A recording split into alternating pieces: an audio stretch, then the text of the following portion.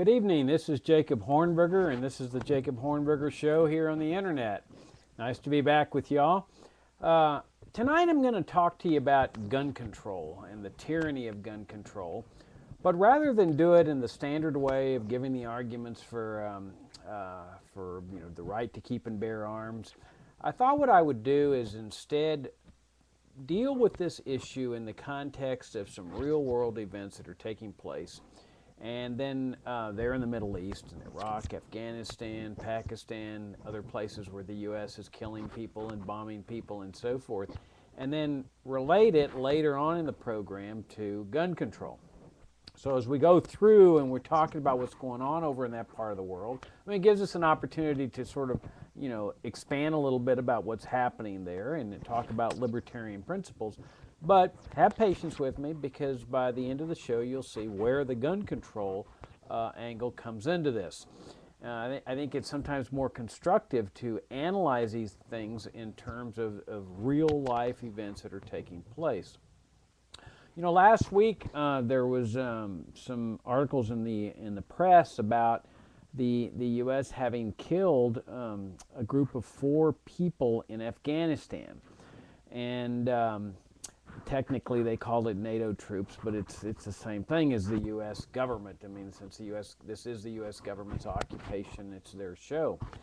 And there was tremendous anger that arose from these killings there in Afghanistan. There was actually a big protest demonstration that had somewhere around 2,000 people in it because of the deep anger that the killing of these 4 people had, including 2 women. Now, the U.S. government's response was no, or NATO's response was, oh, no, there's not a problem here, that these people are terrorists. And of course, that's the standard approach that the U.S. always takes whenever they kill people there, that they're only killing terrorists. Now, of course, the interesting sidelight of this is that that's who they've supposedly been killing for, what, we're going on 11 years now? I mean, you would think that if there was a finite number of terrorists, they would have gotten them all by now. And they got the leader, Osama bin Laden, of Al-Qaeda. I mean, that was supposedly the reason they went into Afghanistan. It was because the Taliban refused to extradite bin Laden to the U.S. in response to President Bush's unconditional extradition demand. Well, they said, we need to see some evidence, like in any extradition proceeding, and we will certainly consider turning him over to an independent tribunal. And that was unacceptable to Bush. He said, no, you will comply with our conditions unconditionally. And so that was the original reason for the occupation, because they had refused to extradite bin Laden. Now they've killed bin Laden, and yet they remain. And why do they remain? Well, because they say they've got to keep killing terrorists. That somehow or another, even though they've been killing everyone to their heart's content, because there's no restrictions on who they can kill in Afghanistan, how many people they can kill, how many bombs they drop, they've had no restrictions whatsoever on the number of terrorists to kill. And yet they tell us that despite the fact that they've been killing terrorists for 11 years and they've killed the leader of Al-Qaeda, Osama bin Laden, they tell us, well, no, we've got to stay here longer, because there's still terrorists here. And of course, they've expanded this killing to Pakistan. They've got the drone attacks there, the assassinations. And so in any event, when they kill these 4 people, they said these are terrorists. And the people that were angry about this, that were in this demonstration, said, this is bull. These people were not terrorists. They were not insurgents. They were just ordinary, regular Afghan people, including these 2 women. And so there's a difference in the factual situation. But of course, we're never going to get an independent investigation when these killings take place. It's not like, when the cops over here kill a couple of terrorists or drug dealers or whatever, there's an investigation. I mean, there might be an investigation by the U.S. military, but we all know, how they're going to come out in their investigation. That is, there's not going to be an independent investigation, so it's going to be this he said, she said type thing, that he's a terrorist, no he's not, she's a terrorist, no he's not. But one thing that can't be denied is that the people at this protest march were extremely angry. I mean, filled with rage. Apparently they knew these two women, and something set them off where they were very, very angry, you know, about this killing. Now, ironically, that this demonstration got the Afghan forces all upset, and they end up killing some of these demonstrators. I think the number was estimated about 14 of them. Okay, so now here you've started out with 4 people they've killed, and then all of a sudden, out of the people that are angry about that killing of the 4 people, now you've got 14 more people killed. And there were also people that were injured.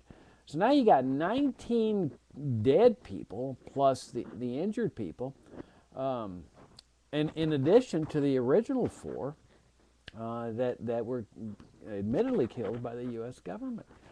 I mean, are you getting a sense of why this war on terrorism is perpetual?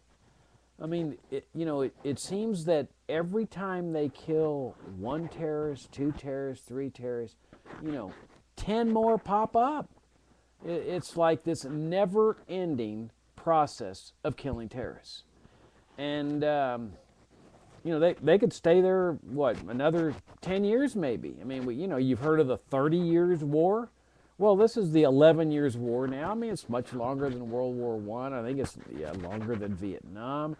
And it's going on. It's got a good start. It's going on forever, because there's this phenomenon that every time they kill a terrorist, they produce 10 or 11 or 12 or whatever. And so this isn't surprising. I mean, this is what we libertarians have said from the get-go before the invasions of these countries. We said it after 9/11 when they were talking about invading Afghanistan. We talked about it before they were invading Iraq. And by the way, here you have Iraq where they've killed, I mean, who knows? They don't even keep count of the Iraqi dead. But everybody there was a bad guy, that resisted the invasion of their country. And yet everybody agrees, with the possible exception of Dick Cheney, that no Iraqi had anything to do with 9/11. I mean, nothing. I mean, this was just pure vengeance, or at least an opportunity to get rid of Saddam Hussein, which, who they had been trying to get rid of for some 10 or 11 years prior to 9/11. That's what those brutal sanctions were all about. So I mean, you've got this process where they kill a few people here, Iraq, Afghanistan, or whatever. People get angry, and some of them decide they're going to retaliate. And that, of course, is where the threat of the terrorism comes in. And this is one of the most important and fascinating aspects of this whole thing. Because you see, remember when Ron Paul was in that presidential debate with Giuliani? I mean, he really hit a sore spot when he said, hey, listen, the reason they came over here on 9/11 and killed us is that because we've been over there killing them. And by we, of course, he's talking about the U.S. government.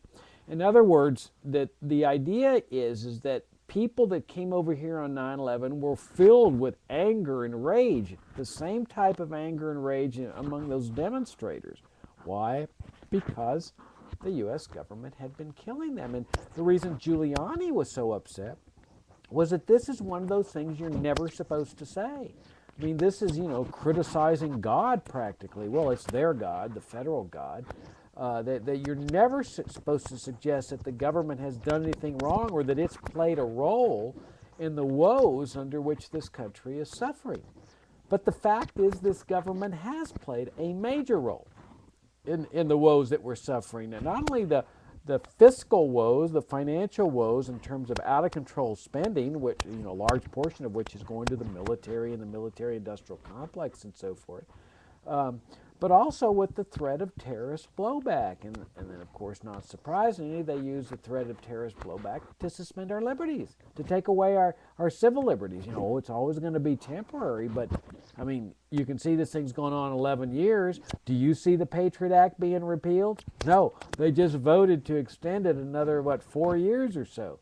I mean, pretty soon, these emergency powers for an emergency that supposedly took place 11 years ago are going to, they're going to be longer than the powers that the U.S.-supported dictators in the Middle East are exercising. You know, where Mubarak, the U.S.-supported partner there, the dictator there, his emergency powers were there for 30 years.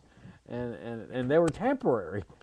They just gone on for 30 years because there's always terrorists. You see, there's always going to be terrorists. And unless Americans come to confront the nature of this anger and this rage and this thirst for retaliation, then this thing will go on forever. And my hunch is that Americans, you know, they don't really consider this a normal way of life. I mean, this is pretty aberrant, where you've got these terror alerts constantly, and you got pat-downs at the airport, and you've got people barging into homes without warrants, and you got this Patriot Act where they're spying on people, going into bank records, and you got the enemy combatant doctrine, which they now have the power to take Americans into custody and torture them and hold them forever. And this is not a normal way of life that we're living under. And you know, we've got to ask ourselves, is this normal? Is this way of life? Is this something we're doomed with? I mean, is this something we just have to settle back and say, well, this is our fate in life? I don't think so.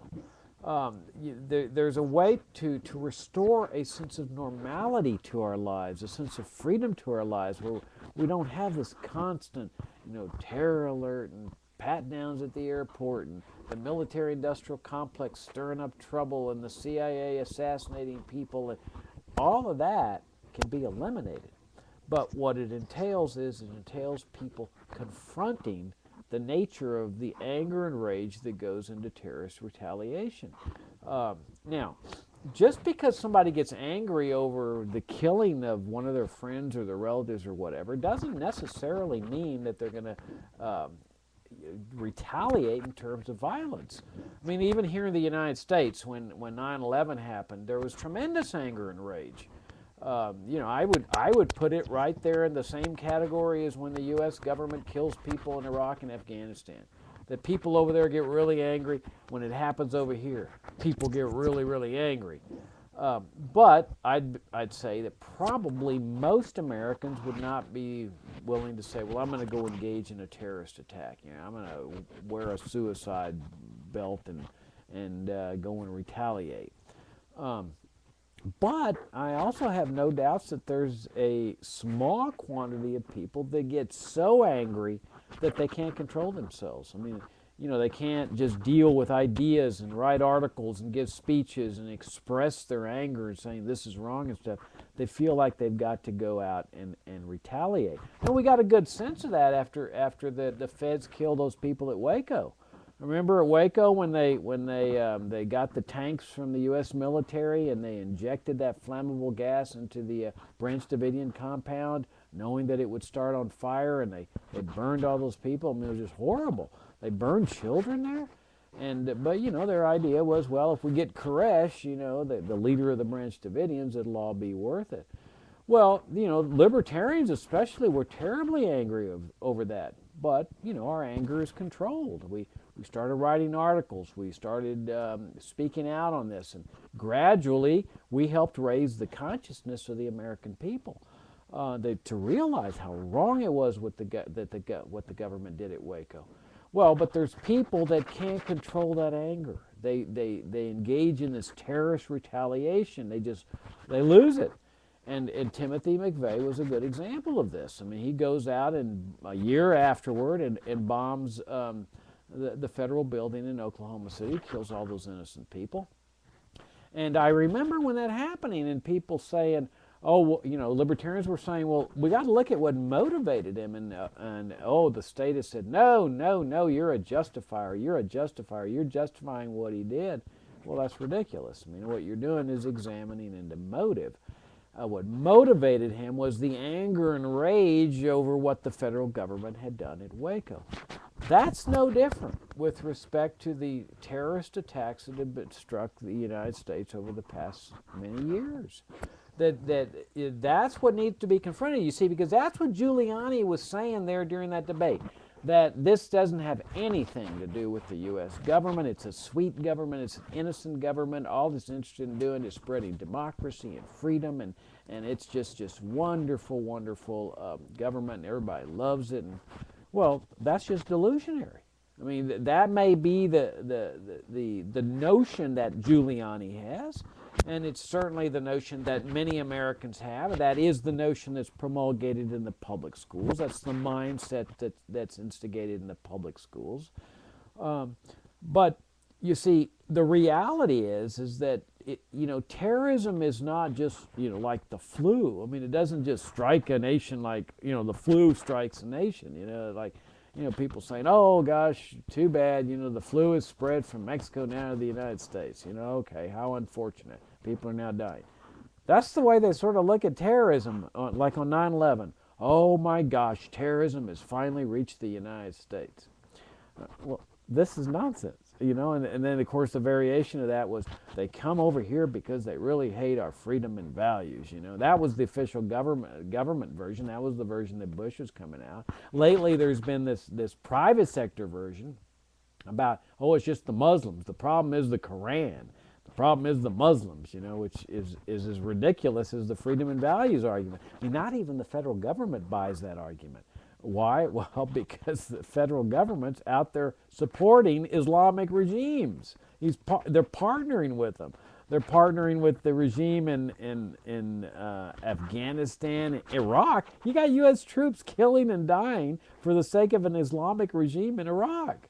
They're not about to say the problem is Islam when they've got all these troops over there killing and dying for an Islamic regime. Hey, you can look at Yemen. I mean, if you don't believe me, go look at Google it and put Constitution Iraq and Yemen and these other countries where the U.S. is giving all this massive foreign aid and partnering with them for torture and so forth. Their official religion, state religion, is Islam. And so, of course, the U.S. government doesn't buy that notion that it's the Muslims. Then it's a ridiculous notion anyway. I mean, it's a way to avoid confronting the central issue. You see, because if you take the position, oh, it's the Quran, oh, they want to come and just take it over, they want to conquer the world, then you don't have to confront the role that the U.S. government is playing in engendering the anger and hatred that's leading to these terrorist attacks. In fact, you can take the position, oh no, the Quran's the problem, the Muslims are the problem, the troops are over there killing Muslims so that they don't come and kill us over here. Well, we can see the ridiculous nature of this position. I mean, here you got Muslims here in the United States, Muslims Americans. We don't see them engaged in any kind of jihad or trying to take over the world and so forth. And in fact, as I often tell this one guy who tells me that the Quran's the problem, I say, well, whatever you do, don't go out and start shooting them. Because if you do, you're going to be hauled before a federal grand jury or a state grand jury for murder charges, and you're going to be indicted and you're going to be prosecuted, and you're not going to be able to get up there in front of the jury and say, well, we're at war. We're at war against the Muslims because they're trying to take over the world. You're going to be just a common murderer. And so again, I mean, what people are trying to do is avoid confronting the role that the U.S. government has played in all this. Now, people say, well, Jacob, but what was the situation before 9/11? I mean, we were just innocent. I mean, the terrorists just came and struck out of nowhere, and gosh, we were just so surprised by this. Well, we weren't surprised at the Future of Freedom Foundation. I mean, we were writing articles before 9/11 saying that unless the U.S. government stops killing people in the Middle East and abusing them and humiliating them, there's going to be a terrorist attack on American soil. We weren't the only ones. There was Chalmers Johnson in his great book Blowback. In fact, I highly recommend all of Chalmers Johnson's books. If you really want to understand foreign policy, get his 4 books. But blowback, his first one, he said, yeah, there's going to be a terrorist retaliation because of what the U.S. government was doing prior to 9/11. I mean, it killed hundreds of thousands of Iraqi children. I mean, those are what the sanctions were all about, because they wanted to get rid of Saddam Hussein, and they figured, well, if we keep killing these children, Saddam Hussein will have a crisis of conscience, and he'll finally just abdicate. Well, Saddam Hussein was a brutal dictator. He was a tyrant.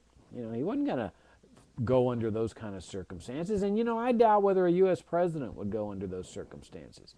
I'm willing to bet that if you know, a few 100,000 of American children were dying on the condition that it would stop if Obama left office, I think the military would tell Obama, not a chance. You're not about to get out of office for this. We can't succumb to this. The children just have to die. Well, that's what happened in Iraq. But people were getting angry about it, just the same way they were getting angry, you know, in that protest this last week. But we're dealing with hundreds of thousands of children, you know, tens of thousands each year. I mean, 2 high officials of the UN resigned because of what they called genocide. And most Americans, my hunch is, didn't even have any idea what was going on. I mean, this was going on during the 90s. But the world knew, and people in the Middle East knew, and so you had this anger boiling and boiling and boiling, because there was a sense of helplessness. There's nothing we can do against the empire. The empire is all powerful. We can't break through these sanctions, this embargo, and so they just really had to watch the kids die. Madeleine Albright made things much worse. She was the official spokesman for the U.S. government, and she told 60 Minutes, I mean, she was the U.S. ambassador to the UN. I mean, she speaks for the government to the world. And she says, they asked her, are the deaths of 500,000 Iraqi children worth it? And she says, well, it's tough, but yeah, it's worth it. And of course, that reverberated all through the Middle East. I mean, telling people that the deaths of their children are worth it. I mean, did most people, were they able to contain their anger? Of course. I mean, in fact, you know, one of the reasons they were so convinced that Iraq had something to do with 9/11 is because they knew that that was where the massive death was taking place prior to 9/11.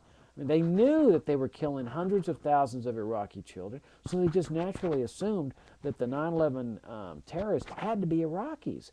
Imagine their surprise when they find out they're from Saudi Arabia and other countries in the Middle East, which, you know, made them a little uncomfortable because they were partners of the U.S. government. The Saudis were, so you know, you couldn't go and bomb the Saudis because that's one of the partners, even though that was where the terrorists were coming from.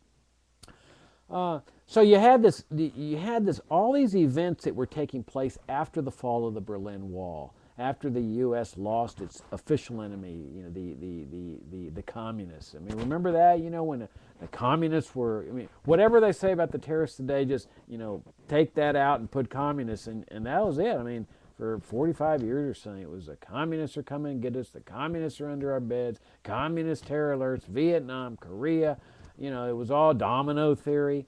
But they lost that on 1989, so they needed a new enemy. So what do? They go out and they start doing some pretty nasty things in the Middle East, and that anger starts boiling and boiling and boiling. It manifests itself in 1993 in the World Trade Center. See, we often forget there was 2 attacks on the World Trade Center, not just on 9/11.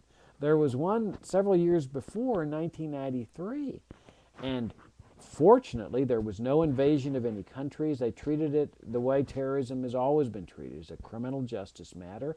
They caught the guy in Pakistan, the same country where Osama bin Laden was killed in this raid. They arrested that guy, and they treated it as a criminal justice problem.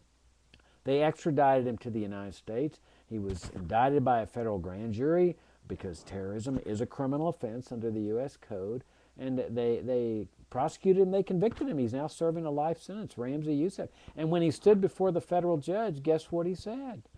You know, if you can find a transcript of that hearing online, he was just filled with rage. You just read this. He's talking about the hypocrisy and all the death and destruction, including the children of Iraq that were dying, as his motivation. But you get a sense of how angry this guy is.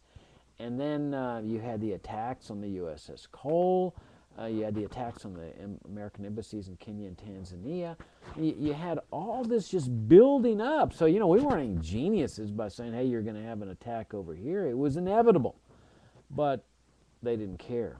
And they just kept doing what they were doing. And that's the problem with post 9/11, is when they invaded Iraq and they killed all the people there and they tortured them in Abu Ghraib and they exiled them and they destroyed the whole country, and the museums are sacked, emptied when they were sitting there watching it, kind of smiling at the destruction of this country, which had nothing to do with 9/11. What we've been saying ever since is you just continued what you were doing prior to 9/11, and you just engendered more and more and more anger. Well, yeah, that produces the constant threat of terrorist blowback. Now, one of the interesting things about what's going on over there in the Middle East is this dichotomy of where the U.S. government supports some dictators and doesn't support other dictators. I mean, it's just fascinating. It's so fascinating to read and listen to what they're saying when they go after, like, the dictator in Libya, Gaddafi, or the dictator in Syria. And, they sit there and say, oh, they preach and they pontificate about how these dictators, shouldn't be doing this to their people, killing their people, and so forth. But they have no qualms. I mean, it's just fascinating how these people operate, how their minds are, supporting the dictators that they're partners with, who are doing the same thing. I mean, they're still sending foreign aid to Egypt. Okay, Mubarak's how, but this is still a brutal military dictatorship. They're still sending money there. U.S. taxpayer money to the tune of, I don't know, hundreds of millions of dollars. You've got the money going into Yemen, Bahrain, Saudi Arabia, Jordan. I mean, these are all dictatorships, and yet they're as quiet as a church mouse when it comes to those dictatorships. And yet those dictatorships are just as brutal as the dictatorships that, they're killing people in Libya and so forth. But you see, we're not supposed to notice that. But now, notice what's happening with these brutal regimes is that what are they doing to suppress the resistance in their country? In Libya or Syria, they're using their police forces, their intelligence forces, and their standing army. I mean, that's how a dictatorship enforces its dictatorial rule. If people start to resist the dictatorship and the government doesn't have the means to suppress the dictatorship, it doesn't have a standing army, it's going to have a hard time suppressing the dictatorship. And let's make it real clear. What these governments are doing in Syria and Libya and so forth, it is no different from what any government would do under these circumstances, including the U.S. government. If there are people taking up arms against the U.S. government, I will guarantee you that they're going to use whatever force is necessary to suppress that. I mean, they will kill people if necessary. Now, will they kill defenseless protesters? Probably not, but they did at Kent State. And then, of course, let's not forget Waco. I mean, Waco, these people were just sitting in this home. Now, they had killed some federal agents before that, but in self-defense, because the federal agents just barged down the doors of the Branch Davidian compound and started shooting. So these people were defending themselves, but later on they're just holed up, and they just go in there and kill them. And of course, there was Ruby Ridge also, where they shoot a kid in the back. I mean, what is that all about? When you shoot somebody in the back, that's pretty bad. Or a young woman that's holding her baby in her hands, and they put a bullet right into her head, kill her. I mean, this was just absolutely atrocious. So if you have people actually taking up arms against the government, make no mistake about it, this government's going to be just as brutal as the Syrian government, the Libyan government, or whatever. They're going to suppress that. And if it gets large enough, they're going to bring in the troops. That's what governments do. I mean, they do whatever is necessary to maintain their rule. And anybody that resists that with violence is a terrorist. I mean, that they consider those terrorists. They consider them, bad people.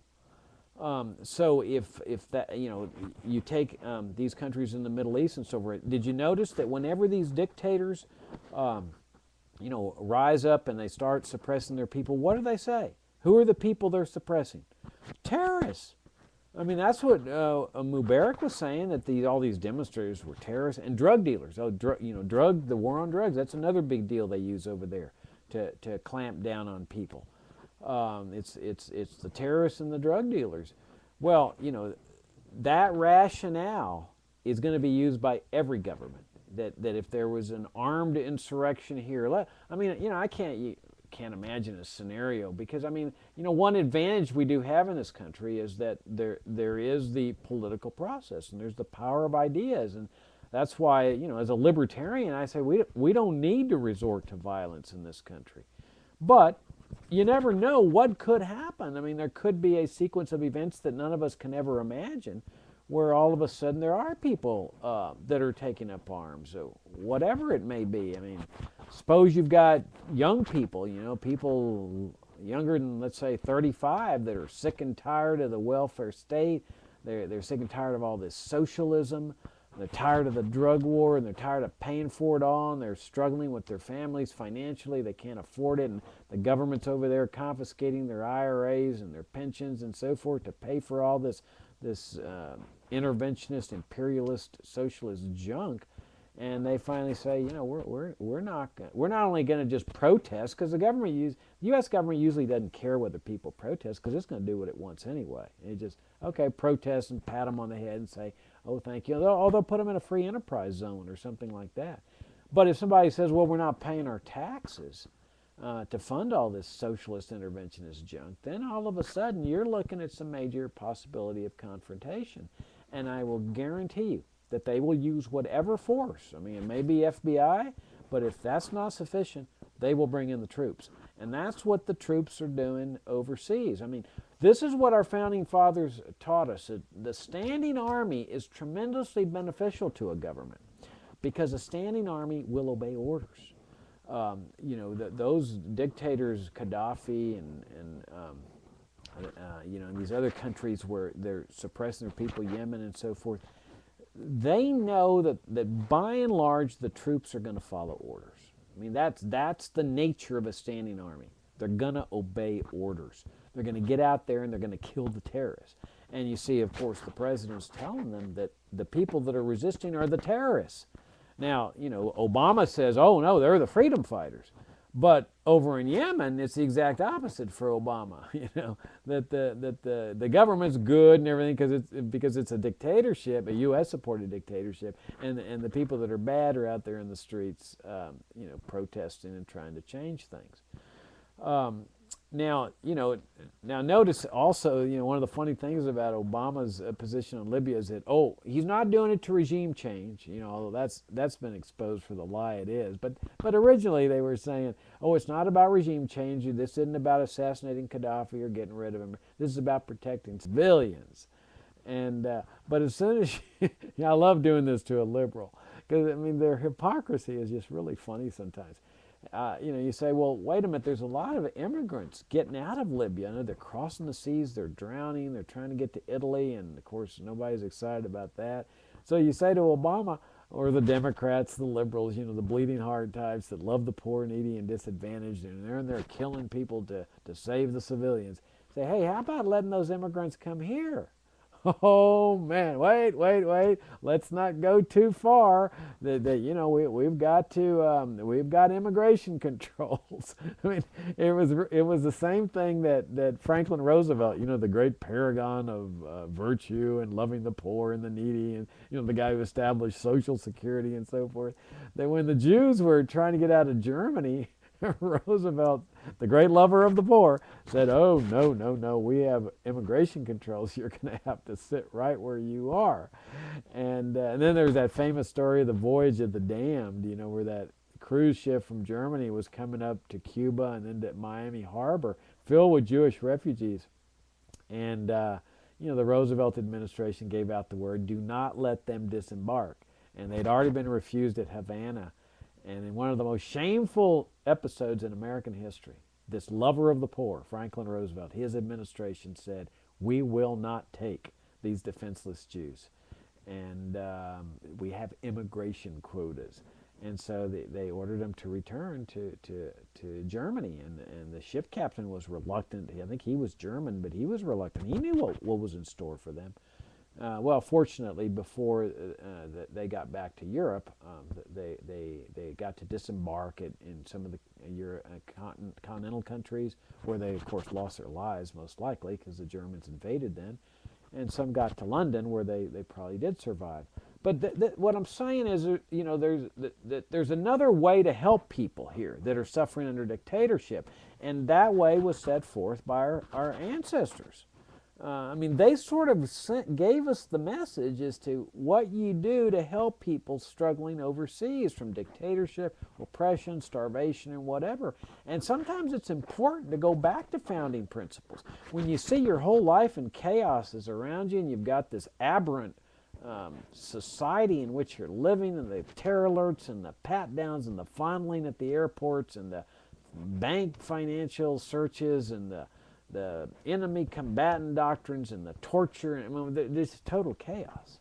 This is not a normal way of life. Sometimes it's good to go back to founding principles and say, hey, what were the founding principles of this country? Well, one of them was open borders. And they essentially sent a message out to the world that said, look, we're not going to go in search of monsters to destroy. This was John Quincy Adams' position. The U.S. government's not going to go out and try to do regime change, like Obama's doing, like Bush did. That's not what this government's going to be about. That's not what America's going to be about. What America's going to be about is establishing a free society here. That not granted, slavery, big exception, tariffs, lots of minor exceptions, but the idea was, let's set forth some ideals here, and then let's see about trying to achieve them. And one of them was setting forth a free society here. Granted, didn't include everybody, but at least it sent us in the direction of where everybody should be. And that is that you're not going to have a government that's strong enough to go abroad in search of monsters to destroy. There's going to be dictators. There's going to be civil wars. That's their business. But if you get out of those countries, you don't need to worry about being repatriated. You see, just about, every country in the world's got immigration controls. Well, those controls mean that you're going to forcibly return an immigrant to the country from which he came. That's what how the control operates. Well, here was one country, the United States, that said, we won't return you. You get to stay. So if you get out and you succeed in making it over here, you're home free. And of course, they came by the droves. It seems to me that that's a much more humane, logical way to do this thing than the reverse. When you say, we're going to go bomb you and kill you in order to save you, like they now use as a justification for killing all those people in Iraq. And but we don't want your people here. We don't love you that much because you're just not our kind of people, and we just don't want you. Well, the rest of the world sees this for the hypocrisy it is that it makes you realize that they're not over there bombing and killing for the sake of people that they love. That's not what the Iraq invasion was about. It's not what this Libya operation is about. It's about regime change, power, domination, and of course money for the military-industrial complex. Now, notice that when people resist tyranny over there in all these countries, including the U.S.-supported dictatorships, the only thing they can do is protest. The only thing they can do is demonstrate. They have no means to defend themselves against the goons that are firing at them, and that's what they're doing in Syria. They're just they look at a group of demonstrators and they just start picking them off. They just start shooting them. I mean, this is just cowardly murder. I don't care if it is the government that's doing the killing. It may be legal under their form of government, but this is just, to me, just out and out murder. But yet the people don't have the means to resist this, to defend themselves. And why? Well, that brings us to the subject of gun control. That when you have a society in which there is gun control, you don't have the means to resist the tyranny, to resist the tyrant. I mean, this is the lesson that the founding fathers of America gave to us. This right that's enshrined in the Second Amendment, in my opinion, it really should have been the First Amendment. It's the most important, because without the right to keep and bear arms, you have no right to free speech. I mean, as a practical matter. And what's happening in Syria and Libya and so forth, this gives you the example that, okay, you can say, well, we're out there in the streets protesting, we're exercising freedom of speech. What good's it do when the government has all the guns and starts killing you? And so the only way you can stop the government from doing that to protect the right of free speech is to shoot back against these cowardly murderers. And the only way you can shoot back is if you got guns. Now, what was I referring to? Why was I analyzing all this stuff about the U.S. government and the standing armies and the support of the dictatorships and 9/11 and what they were doing before 9/11 and after 9/11? Well, because over there is the standing army, not just of the local regime, our standing army. The U.S. government standing army. And what's very, very disturbing about our standing army, and for that matter, our government, is its affinity with these dictatorships. I mean, it's one thing to say, well, our self-interest and stuff, you got to support brutal dictatorships. But it's another thing when they have shared values. And that's the gravamen here. This is the grave danger that Americans face, is that we have a standing army in this country that shares the values of the dictatorships that they have partnered with. I mean, you want to talk about torture? You say, oh, well, torture just came into existence after 9/11. Nonsense. Absolute nonsense. They've been partnering with these torturous regimes. They've been supporting the Mubarak for decades, knowing that Mubarak was torturing his own citizens. They were supporting the Shah of Iran, who they had put into power, knowing that he was torturing the Iranian people. These dictatorships in Bahrain and Yemen, Saudi Arabia, these are the torturers par excellence. And the U.S. government continues supporting them. They work together, the militaries, the Pentagon, they hobnob with their militaries. The generals come over here, they get trained, the troops get trained, they have joint exercises together. This is what is ominous, is that the U.S. government has a standing army, the most powerful standing army in history, that shares the values that these dictators do. What do you think Guantanamo Bay was all about? Guantanamo Bay was to be a constitution-free zone where they could pick up and take into custody anybody they wanted, including Americans. Now, in the beginning, they said this isn't for Americans. But we knew, the libertarians knew, that that was a charade, that as soon as they got it established for foreigners, the next step, logical step, was Americans. Because remember, their logic, the whole world is a battlefield, and Americans can be terrorists too. In fact, they're trying to assassinate an American right now in Yemen. And they've taken Americans into custody here, Jose Padilla, and they tortured him. And they held him indefinitely until they finally decided to convert him back to a criminal defendant status. But they established Guantanamo to be a constitution-free zone. The irony of it, they take an oath to support and defend the Constitution, and here they're establishing a constitution-free zone, free of federal court interference, Supreme Court interference. They took the position in the federal courts that the federal courts had no jurisdiction over them, that they could do whatever they wanted in Guantanamo Bay, kill people, execute people, torture people, and there was nothing the federal courts could do about it, that this was going to be an independent military operation. And so we get a sense of how the standing army operates, don't we? I mean, if the military were ever in charge in the United States, we got a glimpse of how they would operate in Guantanamo Bay, in Iraq, in Afghanistan, where they're barging down doors, no warrants, nighttime raids. In fact, those 4 people that were killed, including those 2 women, nighttime raid. And now, you can say, oh, well, Jacob, this would never happen in the United States. Don't be so sure of it.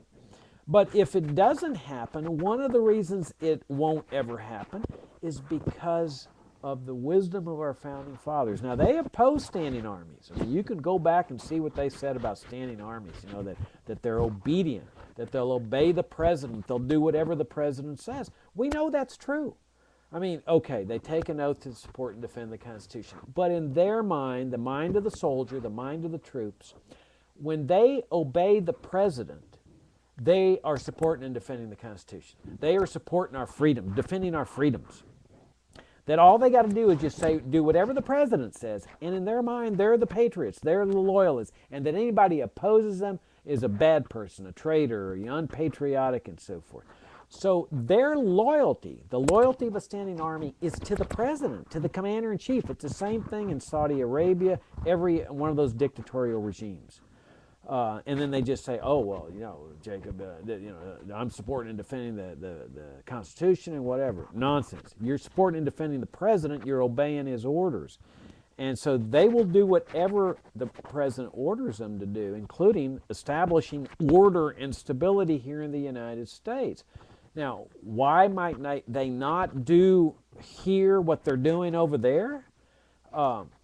Because of the wisdom of our founding fathers. They not only abolished standing armies, they also ensured that the government could never take away the right to keep and bear arms. Now, this isn't a constitutional right. This right doesn't exist because the Constitution gives people rights. I mean, we've talked about that in the past. The Constitution doesn't give people rights.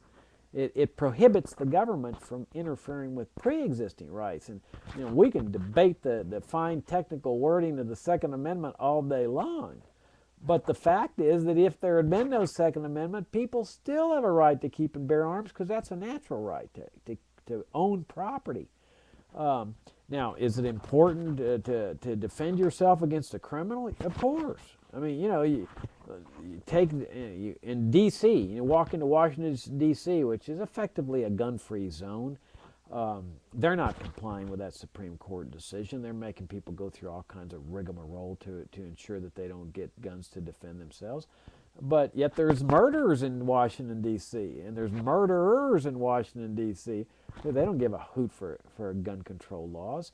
Well, here in Virginia, we don't consider this a gun-free zone. I mean, people have the right to keep and bear arms. It's recognized here. They got concealed carry here, and you don't have the big crime problem because people can defend themselves. And of course, the robber never knows, or the murderer never knows who's armed and who isn't. But at least you got a shot, because gun control just disarms the peaceful, law-abiding person. He's the guy that turns his guns in. The murderer, and of course the tyrant, he's not going to turn his guns in. So this is an insurance policy. It's not just an insurance policy against private criminals. It's against goons of a tyrant that'll do what they're doing in Syria and whatever, just start shooting innocent protesters and so forth.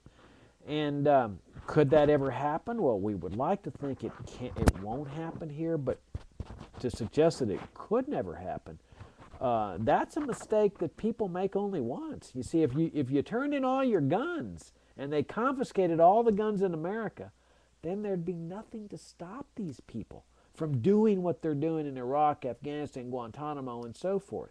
That this is an insurance policy that says to them, don't even think about it here.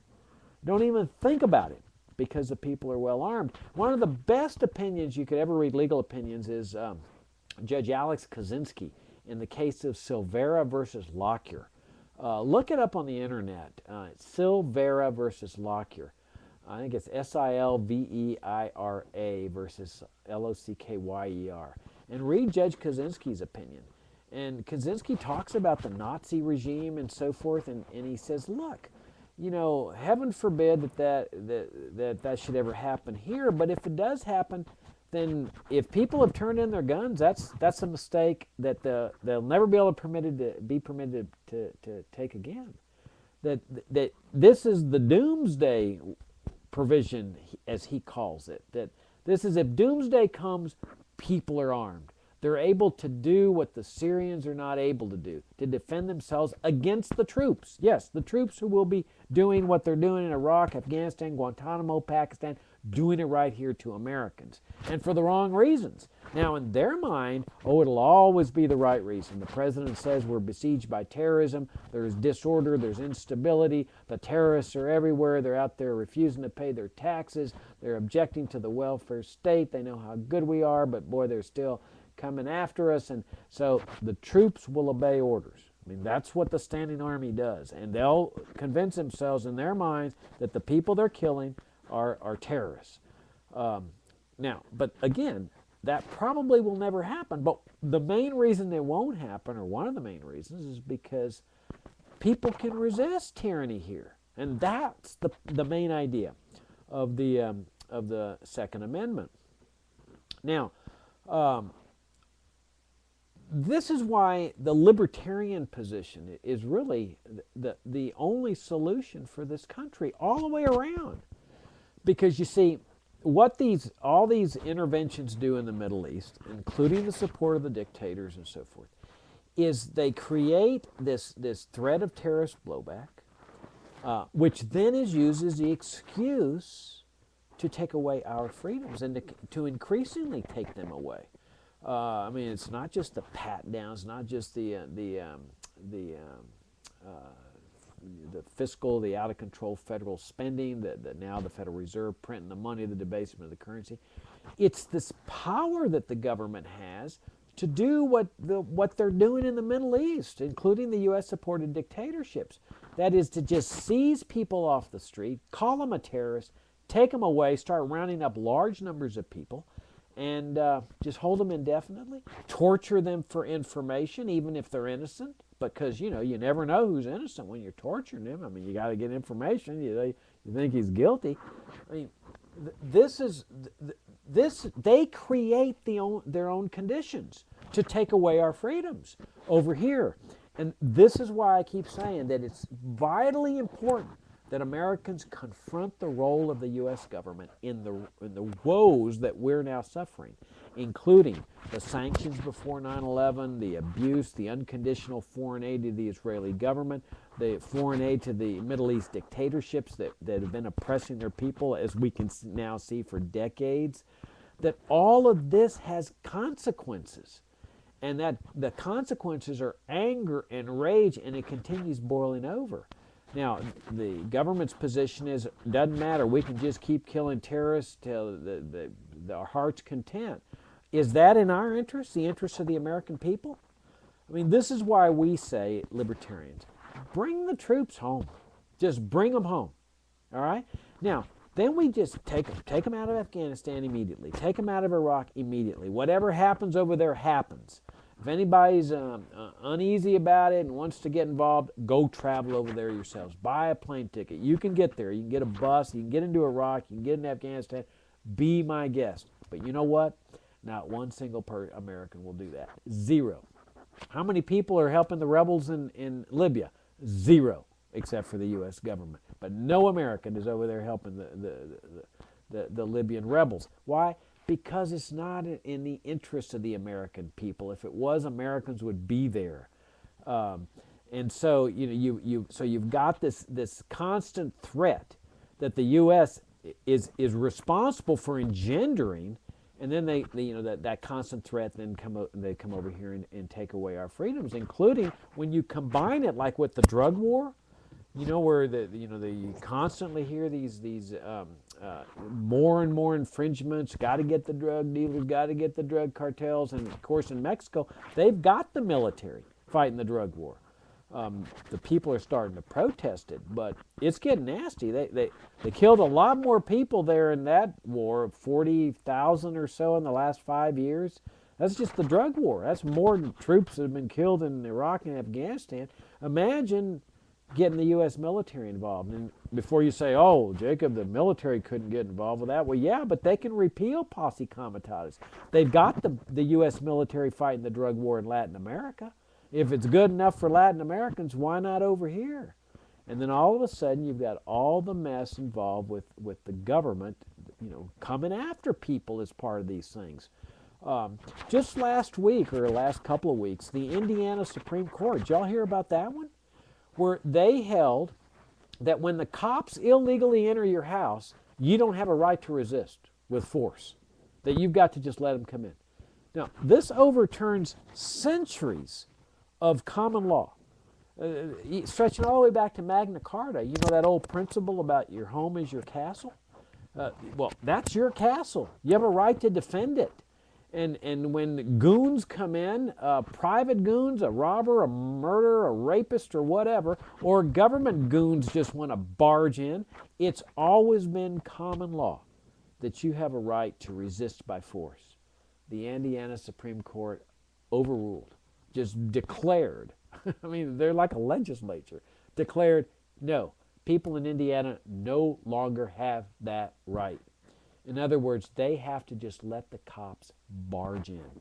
Oh, and guess what the judges said? It was a 3-2 decision.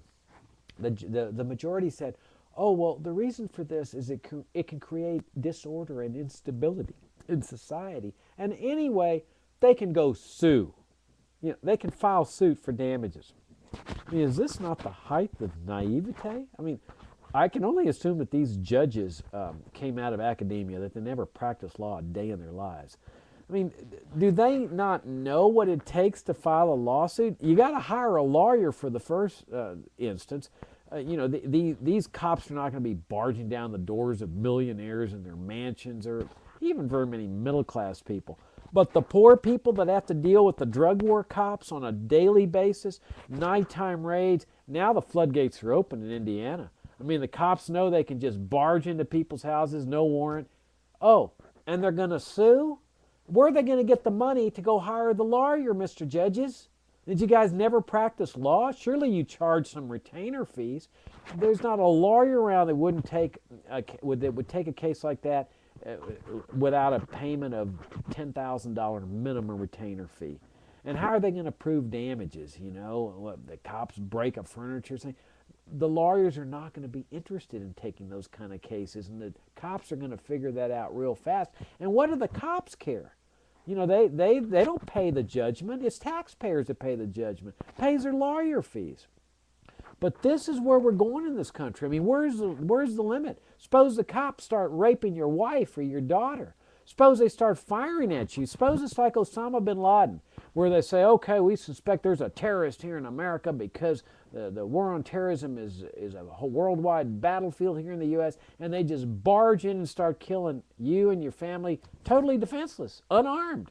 And they say, oh, well, it was a war on terrorism. Where's the Indiana Supreme Court going to say now? Are they going to say, well, no, you don't have a right to keep your family from being shot, even though they're shooting at you for no reason? Or you don't have a right to keep to use force to protect your wife or daughter from being raped. Hey, you can go hire a lawyer and sue them later on.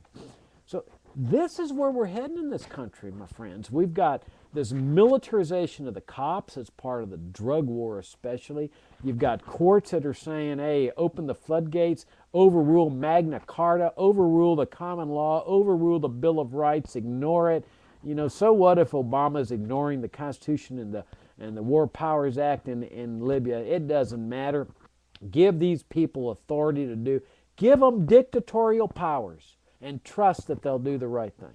That's what this is all about, and that's where this is headed. The only saving grace in this is that we've got the power of free speech, okay? We can speak out against what they're doing. We can ask them, bring the troops home. Defend the country against the terrorists. Let's see if the terrorists come and get us. And if they don't, well, that sort of like kind of gives a message of maybe we don't need this big standing army. Maybe we don't need this military-industrial complex. And that's what they're scared about, is that if they come home like they did after Vietnam, and not one Vietnamese person came over and retaliated. They didn't come over and the dominoes didn't fall and they didn't try to take over America. That's what they're scared about. If they bring all the troops out of the Middle East, the people in that part of the world just go back to living their lives and raising their families. And yeah, there might be some people that are still angry because their daughter got killed or whatever. If they come over here and blow up a building or whatever, we deal with that. But at least we're not killing more and more people on top of that, where then they have demonstrations and so forth. This is the solution to America's woes. It lies with libertarianism, non-interventionism, dismantling of the military-industrial complex and the standing army, a refortification of the right to keep and bear arms, and of course the resurgence of economic liberty, which we'll be talking about in future programs. So that's the show tonight. Thank you very much for listening in, and I'll see you next week. Good night.